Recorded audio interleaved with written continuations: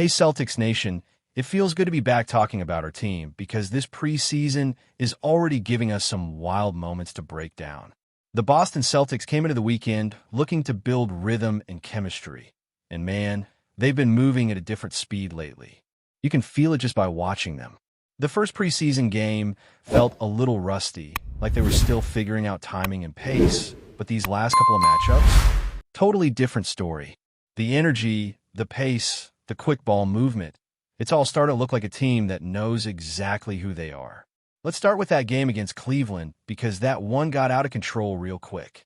The Cavaliers were missing pretty much all their key guys. No Mobley, no Allen, no Garland, no Mitchell. So we're not going to sit here and act like it was some huge statement win. But still, you can only play who's in front of you. And the Celtics took care of business in a big way. The final score was 138-107, and honestly, it wasn't even that close. From the opening tip, Boston came out firing, dropping 33 points in the first quarter while holding Cleveland to just 17. Then they followed that with 37 in the second, 32 in the third, and 36 in the fourth. That's the kind of offensive rhythm you love to see this early in the year. The starting lineup featured Boucher, Hauser, Derek White, Peyton Pritchard, and Jaylen Brown, with Anthony Simons coming off the bench. And right away, you could feel the flow was different. The team pushed the tempo, made quick decisions, and didn't hesitate to pull up from deep. The three-point shooting was a big part of it, too. Boucher knocked down 2 of his 3 attempts. Hauser went 2 for 4, and while Derek White struggled a bit at 2 for 7, that's nothing to panic about. Pritchard added a couple of his own, and Simons was lights out. 6 for 12 from the field, all of his makes from beyond the arc, 21 points in 25 minutes, and a plus 15 on the night. You could see his confidence building with every possession. He's finally finding his rhythm in Joe Mazzulla's system.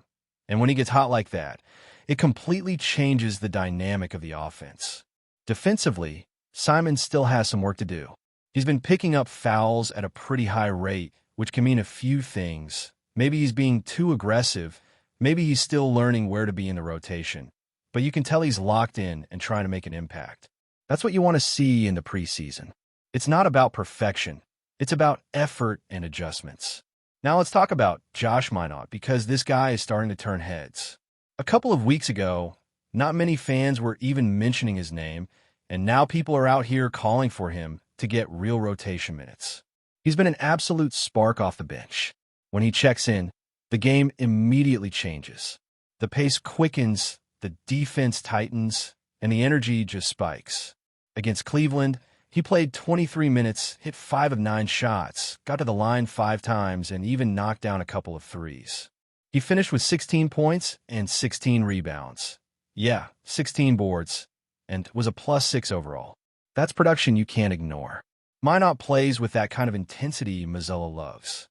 You can tell he values guys who play hard, do the little things, and make smart decisions. It's that do the right thing mentality. And right now, Minott is doing exactly that. Honestly, he's making a real case to be part of the second unit once the regular season starts. If you'd asked me 2 weeks ago, I probably wouldn't have included him in the rotation. But after these last few games, it's hard not to. Now, the other matchup of the weekend was against the Raptors, and while the Celtics dropped that 107-105, it was still packed with positives. The team actually reminded us a bit of those classic Celtics moments where they build a huge lead and then somehow let it slip away. Toronto went on a big fourth-quarter run and took it at the end, but again, it's preseason. Nobody's freaking out about that. In that game, Mazzulla gave us a slightly different look. The starting 5 featured Josh Minott, Boucher, Neemias Queta, Pritchard, and Simons. And those 2 guards once again showed great chemistry. Pritchard dropped 19 points with 4 rebounds and 3 assists, hitting 3 of his 8 threes. Simons added 18 points, hitting 2 from deep, and they just seemed to play off each other effortlessly. When one attacked, the other spaced the floor. When the defense collapsed, the ball moved. That's the kind of flow Boston needs from its backcourt this season. But the real standout once again was Chris Boucher. The guy's been consistent on both ends. Against Toronto, he went 7 for 10 from the field, 2 for 5 from 3, finishing with 19 points and 9 rebounds. He's showing he can stretch the floor while still being active defensively, and his versatility has been key with the Celtics experimenting at the 4 and 5 spots. Minot kept the energy up with 13 points and 6 rebounds in 26 minutes, continuing to prove that his impact isn't just a fluke. Baylor Scheinman got some run too, though his shot still isn't falling. He finished with just 4 points, but added 6 rebounds and 6 assists, so at least he's contributing in other ways. That kind of playmaking from the bench will matter later in the season. Luka Garza chipped in 12 points and 6 boards, giving the team solid minutes in the paint. Now, Joe Mazzulla, he's clearly sending a message early. He's been fiery on the sidelines, and word is he's been strict about defensive rebounding. If you miss an assignment, you're out. Doesn't matter if you're a starter or a rookie. Jaylen Brown learned that the hard way against Cleveland when he missed a box out, gave up an and one, and got pulled soon after. Same with Garza the next night. Missed a box out, immediate substitution. That's the tone Mazzulla is setting. The Celtics ranked near the bottom of the league in defensive rebounding rate last year. And with the current roster changes, that could become a real problem if it's not fixed. Think about it. Most of Boston's top rebounders from last season, Tatum, Horford, Porzingis, Holiday, Cornette, aren't playing in this preseason stretch, and some might not be full-time options during the year. So the big man rotation is still a bit of a mystery. We've seen flashes from Boucher at both the 4 and the 5. Quetta had a strong summer, but lately he's struggled to find rhythm. Against Toronto, he played 17 minutes and scored just 4 points with 5 rebounds. Against Cleveland, he only saw 7 minutes of action. That's a big drop-off for a guy many thought might be the starting center. And that's the big question right now. What exactly is the plan for the bigs? It's starting to look less like a clear hierarchy and more like a committee approach. Maybe Mazzulla rolls with different combinations depending on the matchup. Sometimes Quetta starts but plays limited minutes. Other nights, Boucher shifts to the 5 in smaller lineups. It's going to be interesting to see how that plays out, especially because the team clearly wants to emphasize speed and spacing. But if we're being real, there's a lot to like here. The guards are electric. Pritchard looks confident and aggressive. Simons is starting to look like a perfect defensive spark. Derek White is doing his usual all-around thing. And Jaylen Brown looks locked in, strong, fast, and explosive. You could just tell he's ready for a big season. The only real concern is whether the rebounding and rim protection can hold up over time. Still, 2 wins and 1 loss in the preseason with this much energy, chemistry, and shooting, it's hard not to be optimistic. Even with the unpredictable lineups, the vibe feels different. This team is fun again. There's movement, hustle, emotion, and a real sense of unity. It's still early, but you can feel something building. Celtics basketball is back, and if this is just the warm-up, the regular season could be something special. All right, Celtics Nation, let's keep rolling because there's still so much to unpack from the weekend and what we've seen so far in the preseason. After looking at the games, one thing is clear.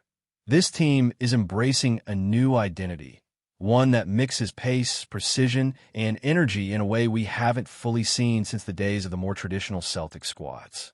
The fast breaks, the quick passing, the willingness to swing the ball. It all points to a team that's comfortable pushing the limits.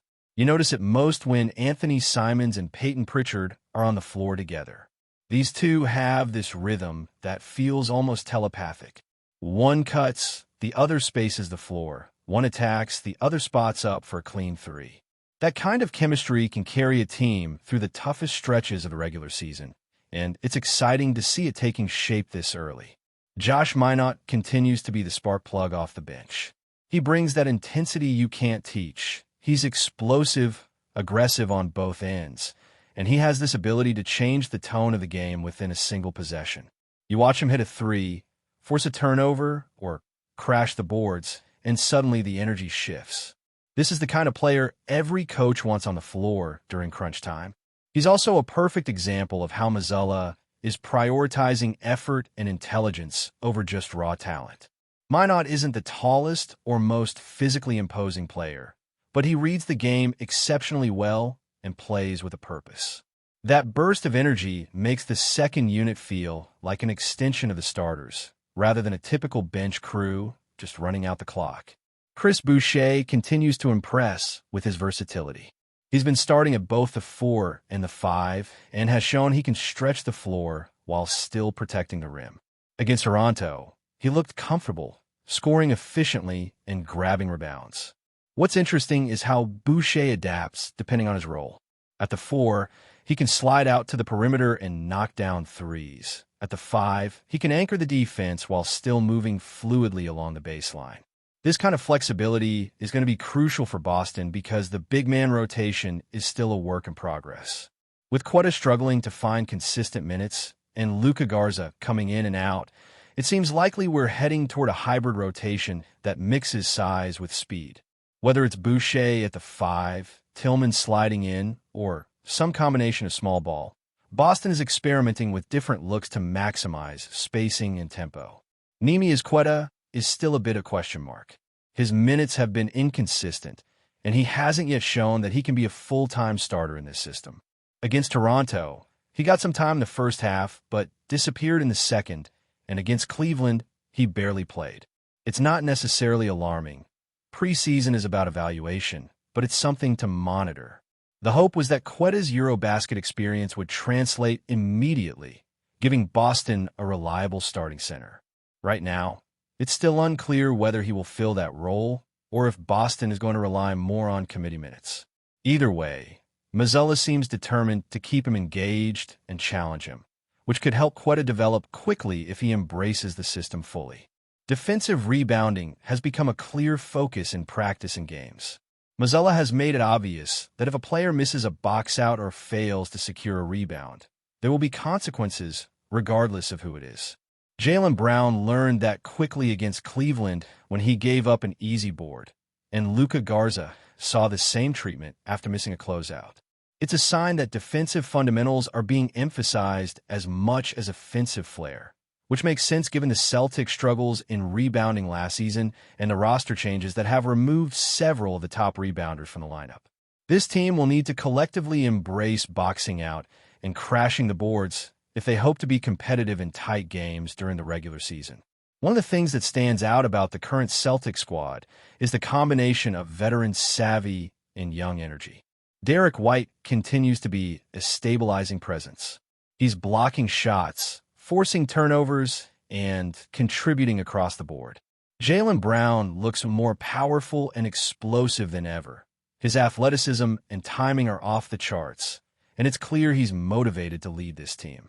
Then you have Pritchard and Simons, who bring youthful fire and confidence, creating an exciting backcourt dynamic. This mix of experience and potential creates a balance that can carry a team deep into the playoffs if it all clicks. But before we continue, please remember to subscribe to the channel and give the video a like. Your support helps us keep bringing you the latest news about the Boston Celtics. Feel free to share your thoughts on the news in the comments as well. Boston Celtics fans might have just received a hint of hope, or at least a reason to stir the rumor mill. The team has officially announced the signing of KESSLER, a towering figure poised to reshape the paint and potentially redefine the franchise's rebuilding strategy. While details on the contract remain scarce, whispers around the league suggest this move could signal the Celtics' intent to pivot aggressively toward a more dominant interior presence.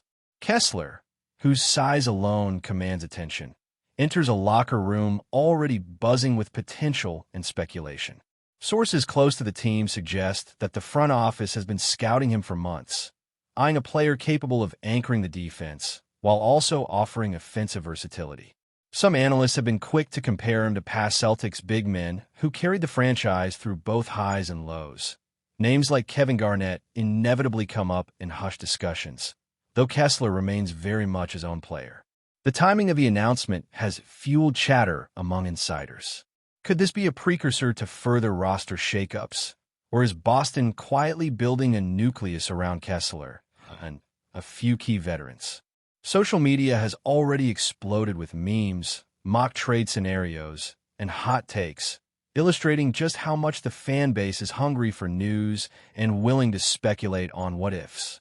The league, too, is paying attention, Opponents are reportedly already reviewing footage to anticipate how KESSLER might impact rebounding battles, rim protection, and the Celtics' overall floor spacing. Even among whispers, a common theme emerges. KESSLER is not just a project, but a statement.